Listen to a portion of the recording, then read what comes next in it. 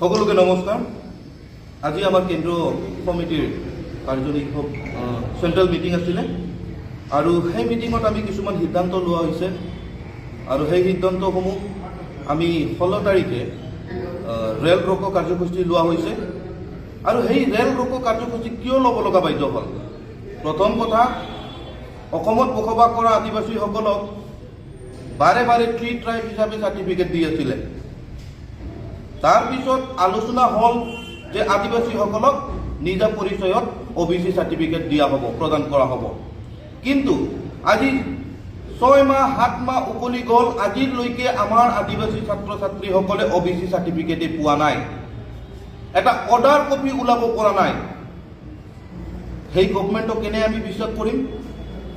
সেই CMক আমি কেনেকৈ বিশ্বাস কৰিম? সামান্য কাষ্ট চাৰ্টিফিকেট যিটো আমাৰ অধিকাৰ আইডেণ্টিটি সেইটোৱে দিব পৰা নাই। সেইকাৰণে দুখ পাইছোঁ আৰু সেই কাৰ্যসূচী ল'ব লগা হৈছে। ছেকেণ্ড পইণ্ট, হেমন্ত বিশ্ব শৰ্মা ডাঙৰীয়াই কৈছে মিডিয়াত যে কোনো এটা দল সংগঠনে ইলেকশ্যনৰ আগত জনজাতিকৰণ বিচৰা নাই। আৰে বাবা, আদিবাসী ছাত্ৰ সন্থাই দিন ৰাতি একাকাৰ কৰি গোটেই অসমত আমি আন্দোলন কৰি আমি দিল্লীত আন্দোলন প্ৰতিবাদ কাৰ্যসূচী কিয় কৰি আছো? তেনেহ'লে যদি আমি ST বিচৰা নাই, আপুনি কি ক'ব খুজিছে? আপুনি কৈছে যে কোনো দল সংগঠনে ST বিচৰা নাই।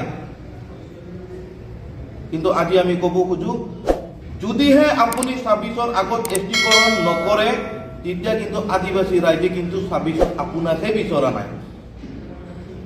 স্পষ্ট কথা। আজি চাওক, অসমত আমি বসবাস কৰি আছো, অসমত আমি ৰেভিনিউ দি আছো। যি ৰেভিনিউ লৈ অসম চৰকাৰে অসম চলাই আছে। কিন্তু আজি অসমত থকা আদিবাসীসকলক ম্যাদী পাট্টা দিম বুলি ক'লে, কিন্তু আজিলৈকে ক'ত ছাৰ্ভে হৈছে আমাক দেখাই দিয়ক। আজিলৈকে অসম চৰকাৰে ছাৰ্ভে ক'ত কৰিছে আৰু কিমান জনক দিছে আমাক দিয়কচোন, পাৰে যদি লিষ্ট। ইলেকশ্যনৰ আগত টুপি পিন্ধাব খুজিলে কোনো টুপি, আমি কিন্তু আদিবাসী ছাত্ৰ সন্থাই টুপি নিপিন্ধো। আৰু আমাৰ আদিবাসী ৰাইজ সেই বুৰ্বক হৈ থকা নাই। আদিবাসী ৰাইজ আজি কিন্তু সকলোবোৰ বস্তু বুজি পাই আছে। স্পষ্টকে কৈ আছো, হেমন্ত বিশ্ব শৰ্মা ডাঙৰীয়া, যদিহে আপুনি আদিবাসীৰ কাৰণে অন্তৰত যদি বেয়া আছে, আপোনাৰ বেয়া চিন্তাধাৰণা আছে, তেতিয়াহ'লে স্পষ্টকে কৈ দিয়ক যে আদিবাসী জনগোষ্ঠীৰ ভোট নালাগে বুলি। প্ৰত্যেক ইলেকশ্যনত আদিবাসীৰ মাজত যাই আপোনালোকে ডেন্স মাৰিব, আপোনালোকে নাচিব গাব, বাগান হামদেৰ, বাগান আমাৰ।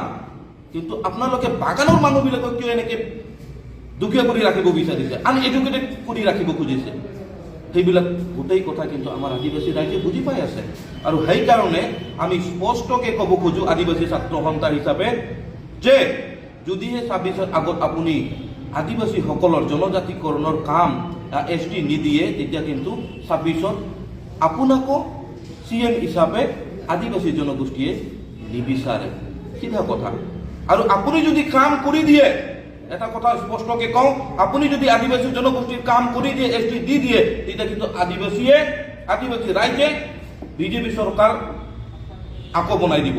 আৰু যদি নবনায়, তেতিয়া আপুনি ক'ব পাৰিব আমাক।